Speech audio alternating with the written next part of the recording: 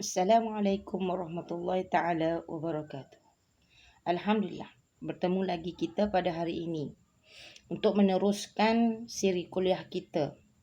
Pada hari ini kita sama-sama memahami dan cuba melihat diri kita agar kita boleh mengikuti ataupun mencontohi supaya kita boleh bersandar bulat kepada Allah Subhanahu Wa Taala. Okey, perkara kedua. Sebelum ni kita dah bincangkan tentang perkara yang pertama. Seperti yang tercatat di dalam terjemahan kitab Al-Hikam ini. Hari ini kita cuba memahami perkara kedua pula. Dia sebut sini, perkara kedua ialah keinginan untuk tajrid. Melulu beribadat tanpa berusaha dunia, padahal Allah masih menempatkan engkau pada golongan orang-orang yang berusaha kasab untuk mendapat keperluan sehari-hari.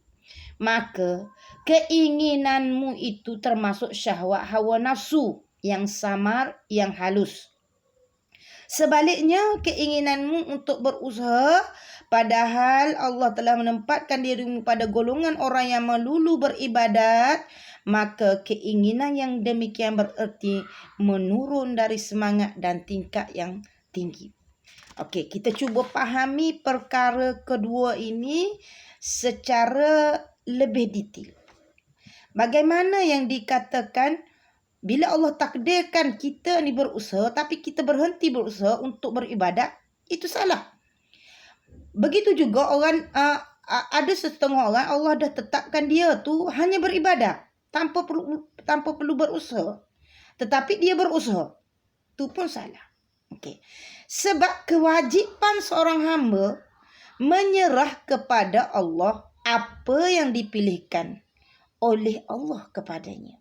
Nah, ini kewajipan kita sebagai seorang hamba. Iaitu menerima kewajipan kita. Menyerahkan kepada Allah. Allah pilih kita untuk jadi apa? Allah nak pilih kita untuk berusaha, seorang yang berusaha. Contoh, Allah tempatkan kita sebagai seorang guru. Maka kita kena berusaha sebagai seorang guru. Ataupun Allah takdirkan kita jadi seorang doktor. Maka Allah kita kena terima pilihan Allah itu untuk berusaha seperti yang Allah dah pilih untuk diri kita. Begitu juga bila Allah pilih kita jadi seorang ustaz ataupun ustazah. Dah. Jadi ini pilihan Allah. Jadi kewajipan seorang hamba menyerah kepada Allah setiap apa yang dipilih untuk dirinya. Tak kira dalam apa perkara pun. Kena terima dengan hati yang redha dan melaksanakan kewajipan tersebut. Lebih-lebih lagi apabila Allah itu mengetahui benar-benar apa yang menguntungkan baginya. Kita seorang hamba, banyak perkara yang kita tidak tahu sebenarnya tentang apa yang kita perlu, apa yang terbaik untuk diri kita. Hanya Allah yang tahu apa yang terbaik untuk diri kita. Jadi memang sudah pastilah kita kena serahkan segala-galanya di tangan Allah. Biar Allah pilih yang terbaik untuk diri kita. Dan orang yang harus berusaha apabila terasa ringan bagi orang tersebut sehingga tidak menyebabkan tertinggalnya sesuatu kewajipan dalam agama, juga menyebabkan kau tidak tamak rakus terhadap hak orang lain. Ini. Bila Allah tempatkan kita sebagai seorang yang berusaha, dengan usaha yang kita lakukan itu tidak menyebabkan kita tu tertinggal kewajipan agama, tidak pula merasa kita rakus kepada dunia, maka kita berusaha sekadar yang boleh kita lakukan usaha tersebut tanpa meninggalkan apa? Amal ibadat kita, tanpa rakus kepada dunia. Jadi kita ikut apa yang Allah pilih untuk diri kita. Dan tanda bahawa Allah telah mendudukkan dirimu dalam golongan hamba yang tidak berusaha ialah saat ni Allah letak seorang hamba yang berusaha. maka dia senang dengan usahanya. Bila tiba kewajipan, contoh semayang, contoh puasa, dia dapat lakukan dengan baik. Kemudian dia tidak tamak dengan harta dunia, dia tidak mengambil hak orang lain. Maka itu tempat dia. Dan bagi orang yang tanda seorang tu memang Allah tempatkan untuk beramal pula. Golongan yang tidak berusaha, apabila Allah memudahkan bagimu keperluan hidup dari jalan yang tidak disangka-sangka. Kita ambil contoh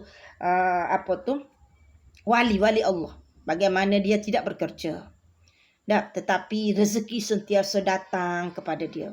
Ini maknanya Allah dah tempatkan dia, Allah dah dudukkan diri dia sebagai seorang yang tidak berusaha, tak perlu bekerja. Mungkin kita boleh melihat sekeliling kita. Mungkin ada kita tengok dia tidak bekerja, tetapi kehidupan dia berjalan lancar. Sentiasa ada rezeki datang kepadanya. Maknanya itulah tandanya Allah letakkan dia sebagai seorang hamba yang tak perlu berusaha. Apatah lagi bila kita berada, contoh kalau kita letak diri kita macam tu, kita tak ada pekerjaan, kita duduk rumah. Contoh kalau seorang suri rumah ni, dia tak bekerja, dia jaga anak-anak, tapi rezeki sentiasa ada, sentiasa datang kepadanya tanpa dia perlu pergi bekerja, keluar bekerja, tapi rezeki sentiasa ada. Maka kita kena yakin inilah Allah pilih untuk diri kita. Jangan rasa sebagai orang yang suri rumah, Allah buruknya aku, macam rasa rendah diri. Suri rumah tak bekerja, orang lain kerja ada duit, kita tak bekerja, tak ada duit. Kena letak di kita kesenangan. Adakah kita senang berada dalam keadaan itu? Kalau jiwa kita tenang, jiwa kita tak rasa kekurangan, sentiasa rezeki ada, boleh makan, minum, boleh pakai, alhamdulillah, maka inilah tempat kita. Jangan merasa bahawa ni bukan tempat kita, kita kena pergi buat. Tidak. Sebab kalau Allah nak takdirkan kita bekerja, sudah tentu Allah tempatkan kita bekerja. Ini khusus untuk suri rumah lah, agar rasa buka sikit minda tu. Jangan merasa rendah sangat sebagai seorang rumah yang tidak bekerja. Seterusnya, apabila kita tetap ingat, tetap bersandar pada Allah, walau dalam keadaan macam mana pun kita, sama ada kita bekerja, sama ada tidak bekerja, atau dalam kitab ni dia tulis berkenaan berusaha. Ada hamba ditetapkan oleh Allah berusaha, ada hamba yang Allah tetapkan tidak berusaha. Jadi konteks yang lebih faham, kita kata bekerja dengan tidak bekerja lah. Jadi bila Allah tempatkan kita dalam keadaan tersebut, kita kena terima dengan hati yang reda. Dan ingat, syaitan musuh kita, dia akan sentiasa mempengaruhi kita untuk merasa tidak puas dengan keadaan diri kita. Kalau contoh orang yang berusaha, orang bekerja, dia akan hasut untuk tak cukup lagi. Kalau bagi orang yang tak bekerja pula, saya tak akan hasut. Kita ni macam kata tempurung lah, tak bebas macam orang lain, boleh pergi sana sini dan sebagainya. Ini semua hasutan daripada syaitan supaya kita tidak berpegang ataupun bergantung kepada Allah, tidak bersandar kepada Allah, sehingga kita rasa Allah tak adil pada kita. Kenapa aku tak bekerja macam orang lain? Orang lain bekerja, aku tak bekerja. Kita akan rasa macam, sebab hasutan syaitan sana. Sebab tu kita kena hati-hati dengan hasutan syaitan. Kerana tugas syaitan, dia akan hasut kita untuk merasa tidak puas dengan kehidupan. Dan satu lagi, antara hasutan syaitan juga, kita akan bayangkan orang yang bekerja, hidup dia senang, dapat pergi sana sini, dapat duit banyak. Macam-macam lah yang tergambar dalam fikiran bagi orang yang tak bekerja. Begitu juga orang yang bekerja. Orang bekerja, dia akan merasa orang duduk rumah ni, Allah relaxnya, aku ni penat kerja di sana sini.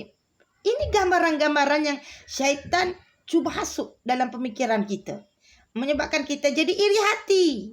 Merasa tak puas dengan apa yang kita ada. Nah ini, berhati-hati dengan hasutan syaitan. Dah, firman Allah yang menunjukkan bagaimana tipu daya syaitan terhadap Adam dan Hawa dalam surah Al-A'raf ayat 20.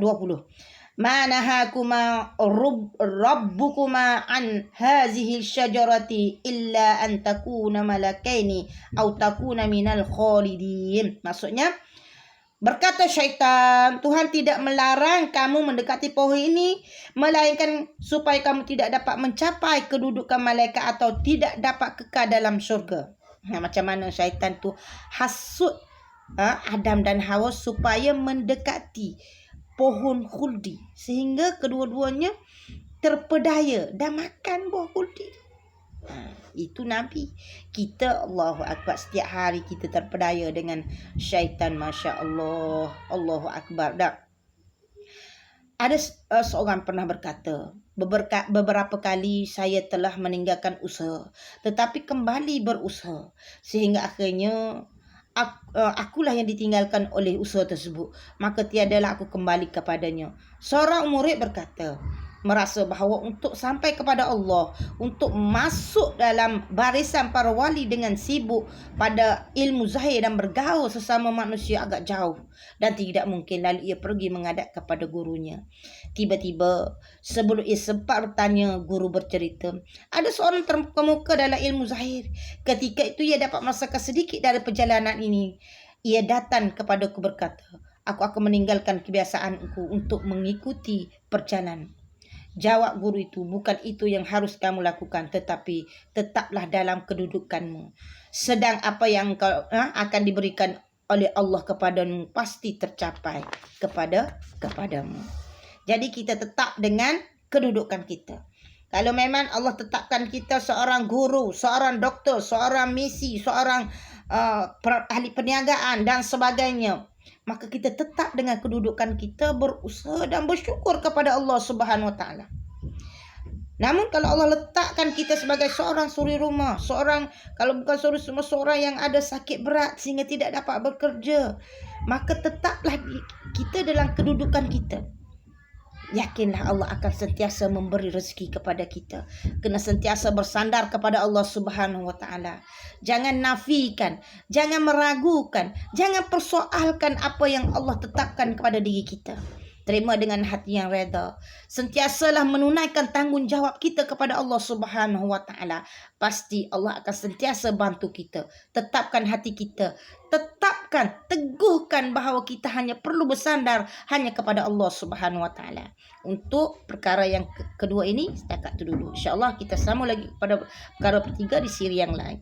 Wallahu a'lam. Assalamualaikum warahmatullahi wabarakatuh.